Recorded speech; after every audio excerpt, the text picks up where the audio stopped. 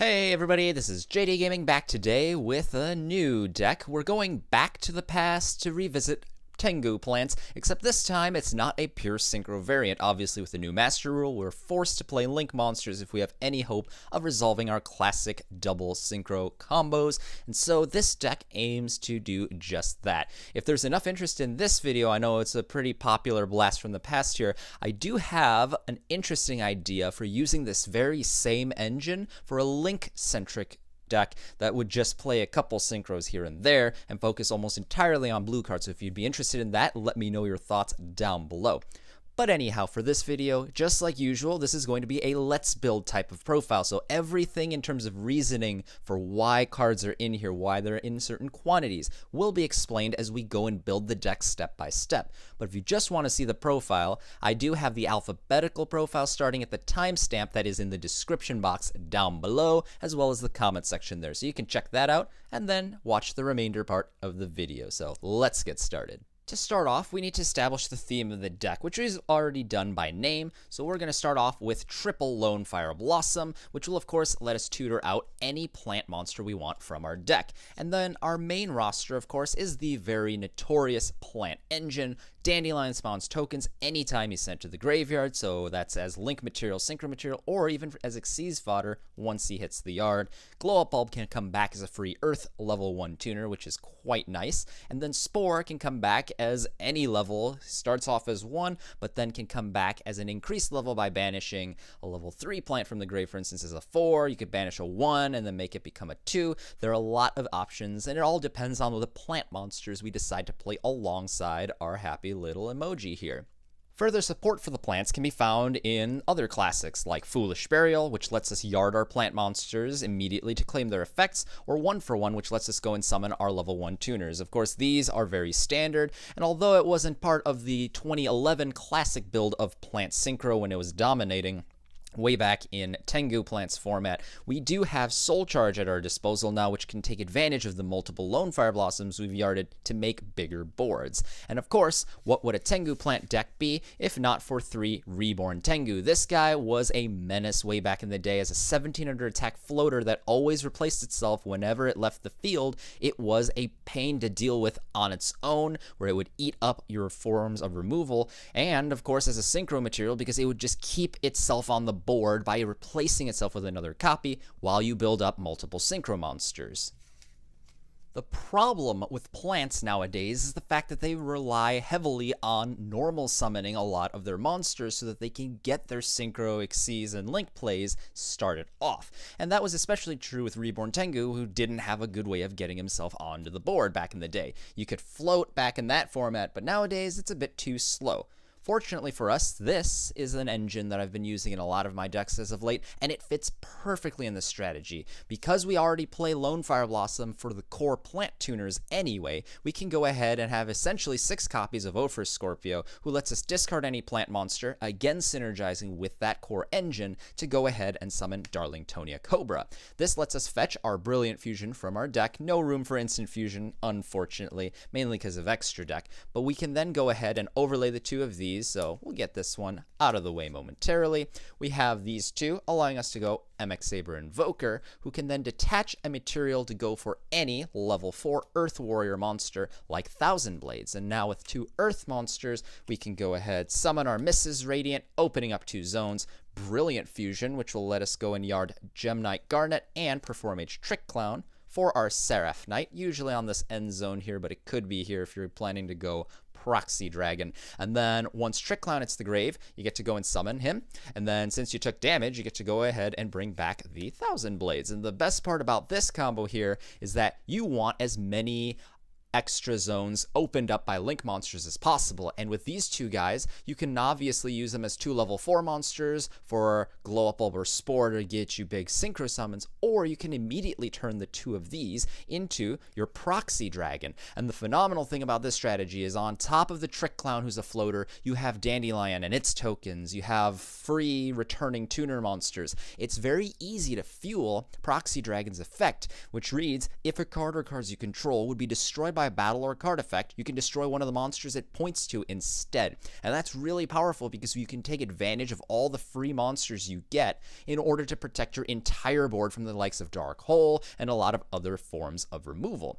And on top of that, we have 2 open zones right here. So really, you could alter this combo. Seraph Knight could be used instead of one of these 2 pieces, and you could still have a level 1 monster go ahead and Synchro for like a Hyper Librarian. And when you have Lone Fire Blossom in the deck that you can normal summon thanks to Seraph Knight here, you can easily fetch that level 1 tuner and make that Synchro play or do some more Link plays. This really is the core bread and butter combo of this deck that allows you to go and launch into everything else that you do. So that combo is great, but I do have a brief word in terms of the quantities for things that should be played. You usually play a Brilliant Fusion engine like this in a typical build where you just have the 1 Garnet and then you probably draw your Brilliant Fusion, and Garnet being a 1 card out of 40, you have a 15 or even 12% chance of opening with it, which is quite low, roughly 1 in 10 or 12 games or so.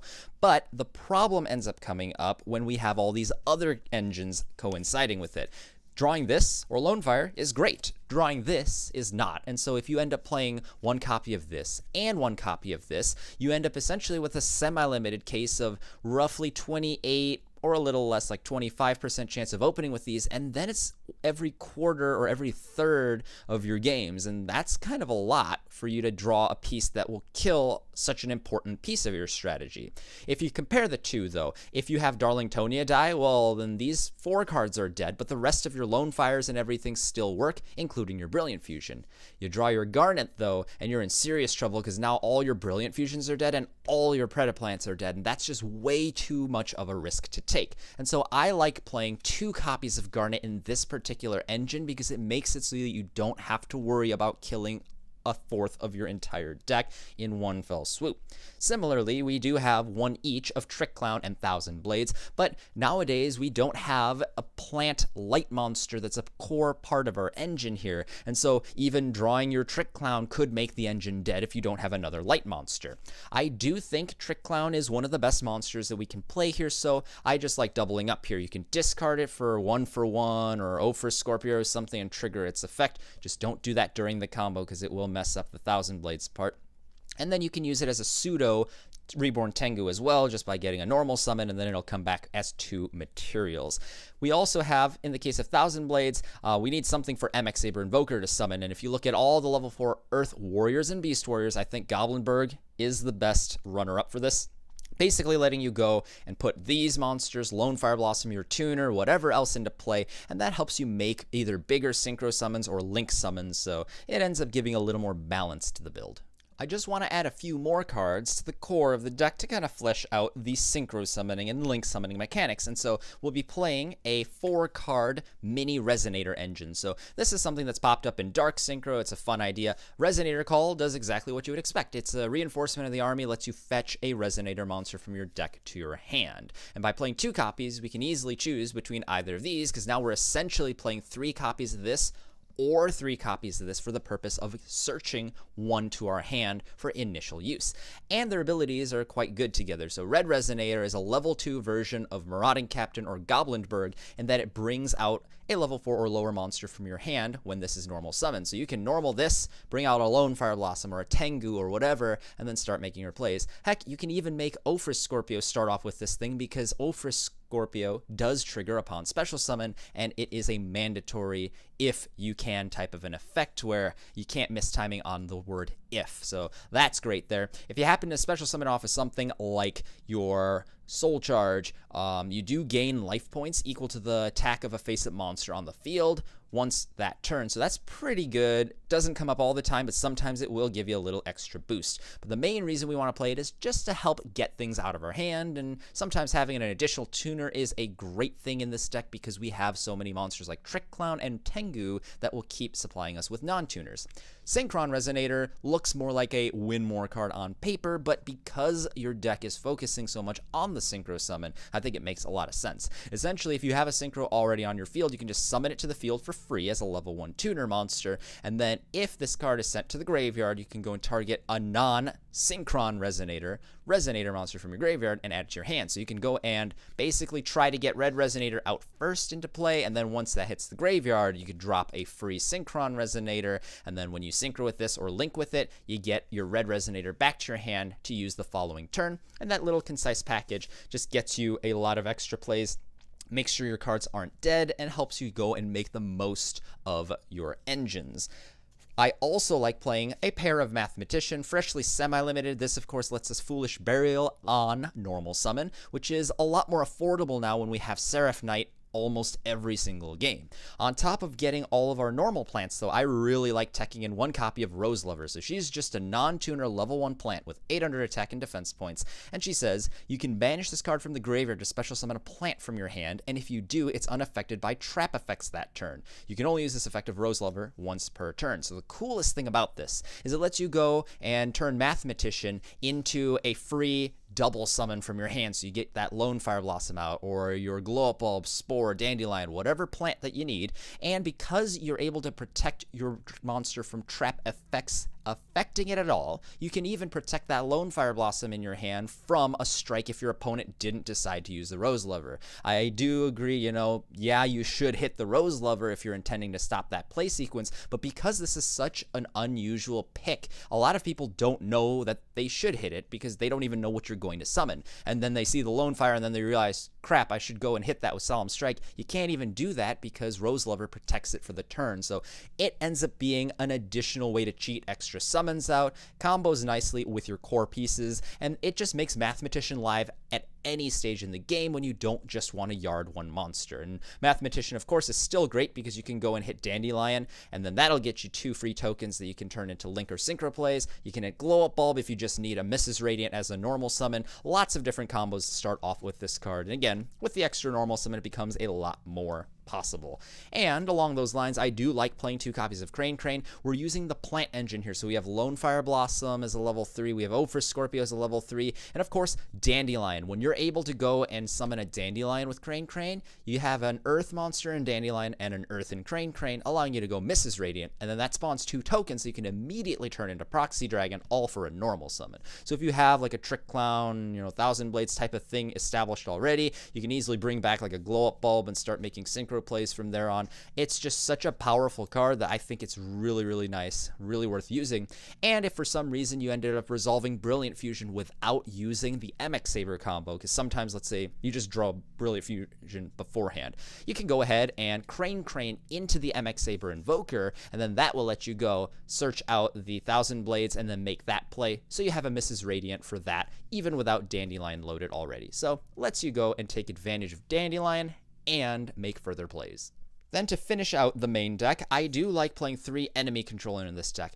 I was testing out Mind Control at first, and I like the premise of stealing your opponent's Link monster and transforming that into your upgraded Link monster and never giving that back. But enemy controller serves a really nice niche purpose of being able to protect you from your opponent's attack. You already have a lot of floater monsters like Dandelion and its tokens, the Performage Trick Clown and Thousand Blades combo, Reborn Tengu, so many different things will float in this deck.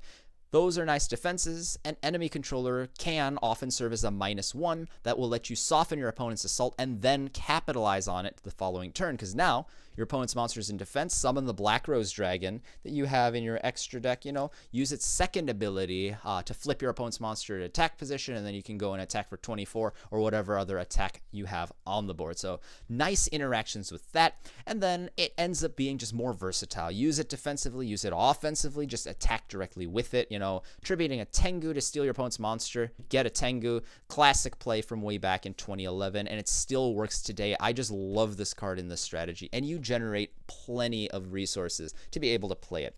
We have Raigeki in here just to clear your opponent's board, because this deck can pump out so many threats so quickly that if you can get rid of your opponent's field effectively, you'll just be able to push for game out of nowhere. And then the last 2 cards I like playing are 1 each of these hand traps here. So both of these are level 3 tuners, which is the main reason I wanted to play them. I wanted kind of like a well-rounded approach to everything, and that's why I chose 1 of each, because they technically do have the once per turn clause. Very rarely does that come into play, but every so often it does, so we're just doing that. But essentially, this is one additional light monster, so you technically could send this to the graveyard if you draw your Trick Clowns. And then this card is just useful against everything because it stops 3 different types of effects, you know, searches, summons, and yarding from the deck. So ridiculous control through both of these. And then once you sent them to the grave, you can go ahead and revive them with Crane, and start making plays as well. So they combo in pretty nicely and add to the enemy controllers as a small package of defensive options that are also very proactive.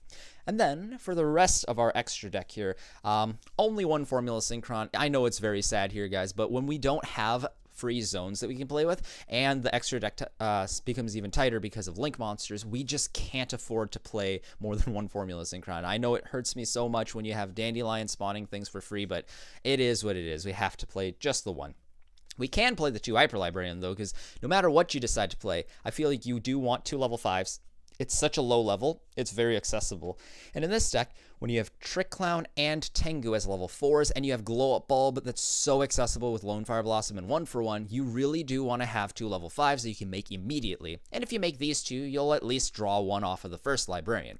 Remember, that setup, though, gets you the Mrs. Radiant, and it very easily can get you a Proxy Dragon as well. So oftentimes you'll have the diagonal zone here, the zone right here next to Proxy Dragon, under the Mrs. Radiant, and the zone next to Proxy Dragon, which means you have 3 total that you can play around with Librarian. So you end up being able to do, you know, fun shenanigans like this every once in a while.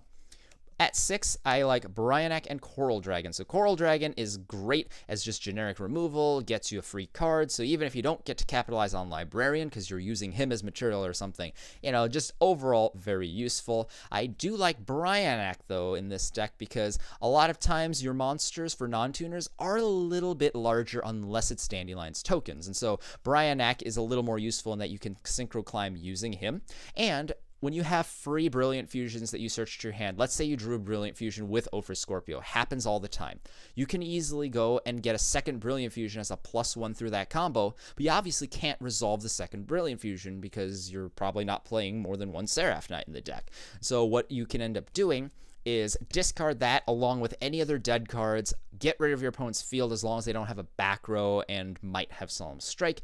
And since a lot of the hand traps that are popular these days don't stop Brionac's effect, you can clear your opponent's board, and with your Link monsters, your Brionac, and probably another monster on the board, just win using this as a cheeky board clearing effect that, you know, back in the day was a more common sight. Nowadays, people don't think it's worth the risk, especially when you can't combo with your own cards. But I really do think Brionac creates win situations and unique opportunities that you just don't get otherwise. So it's in there for that. We talked about Black Rose, you know, use it to bomb the field. Every once in a while, you don't really want to kill your Link monsters, but with the level 3 tuners especially, and the level 4 monsters that come out very easily, it's very easy to bring out Black Rose when you need it. Mainly it's in there for the extra damage because you have the econs and all these things that you can go and combo with. At 8, we have Omega and Scarlet Red Dragon Archfiend. So the idea here is that Omega is just a all-around amazing card. You can go and make your opponent, you know, just cry by stealing your opponent's hand. You could go and just threaten them with a very hard to kill monster, but you also have, you know, just clear the zone, so then you can go and make more synchro summons. Omega is just great overall, whether or not you have a Link setup. And then we have Scarlet Red Dragon Archfiend, who, you know, I talked about you don't want to kill your Link monsters, but another way of thinking about it is that's an additional 1,000 damage on top of whatever attacks they get that turn. And you can get so many free monsters like tokens, Trick Clowns, Thousand Blades, whatever, that you can usually seal the game if you can resolve this effect. You know, as long as your opponent's got taken a little bit of damage or paid some life, you can go ahead and just attack with everything, pop everything with this, and probably just win. So that's why it's in here. It lets you get out of weird situations where you clear your opponent's field, but on top of that, you just get so much damage to your opponent that you might be able to win with it.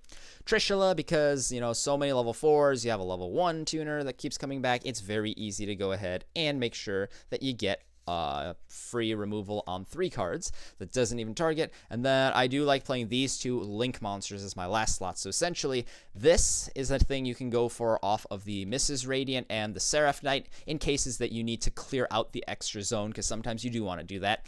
You have so many, again, free monsters that being able to negate your opponent's targeting effects is quite clutch at times using Decode Talker's other ability, and you can easily power it up to 3,300 or whatever he ends up getting to. So, you know, if your opponent has a monster, great, you get even higher to 38, but you can at least reliably get it up to the 3,300 with just your monsters. And then Borolo Dragon, this is something that is really inspiring me to look into the link side of things. So you do need 2 effect monsters for his summon, and he needs a total of 4, or excuse me, you need 3 effect monsters, and you need a link rating of 4. So you can't just go Mrs. Radiant and Proxy Dragon, but you can easily generate the effect monsters necessary to summon this guy, and he's so worth it. If you've never seen this card, essentially what he does, besides his arrows and 3,000 attack, is first, he can go and prevent himself from being targeted by any monster effect as just a blanket continuous effect. So your opponent can't touch you with generic removal like Castel or anything else, which is quite nice. You do have the ability, then second is quick effect to decrease the attack and defense of an opponent's monster by 500 permanently, and your opponent's not even allowed to respond to that. So unless they come at you with a 3,500 attack monster, they're not going to be able to kill this thing, which is very nice. And it lets you sneak some extra damage on the offensive as well, just by weakening things by the 500 each turn. And then the real kicker is this card is essentially Yugioh Guardian. You can attack your opponent's monster at the start of the damage step, just steal it and place it onto one of the zones that the Borolo Dragon points to. You have to use it by the end of your opponent's following turn, otherwise it will be sent to the graveyard, but that's their loss, not yours. You got it for free. You can still attack with that monster. You can go ahead and use it as material for everything. I mean, it's just an insane boss monster that you can go for. Oftentimes, I'll forego synchro summons just to go for this, and then I'll go and start synchro summoning just to clean up whatever's left of the opponent's field. So it's just such a powerful choice. Definitely look into it if you've been a bit obstinate at looking at the Link monsters. This is finally a monster that's really worth looking into. If you watched the video in its entirety, thanks! Hopefully you guys enjoyed seeing the deck as much as I did putting it all together. We'll start off with the main over here, so we have a lone copy of Haru Urara, or Ash Blossom, and Joyous Spring. We have double Crane Crane, Dandelion, Ghost Ogre and Snow Rabbit, Glow Up Bulb, Goblin Bird, Heroic Challenger Thousand Blades, triple Lone Fire Blossom, double Mathematician, double Performage Trick Clown, one Predaplant Darlingtonia Cobra, and then triple Ophrys Scorpio. We have triple Reborn Tengu, Red Resonator, Rose Lover, Spore, Synchron Resonator, and double Gemknight Garnet. Then for our spells, we have triple Brilliant Fusion, triple JDGaming, Foolish Burial 1-for-1, Raigeki, double Resonator Call, and a Soul Charge. And that makes it a 40-card main.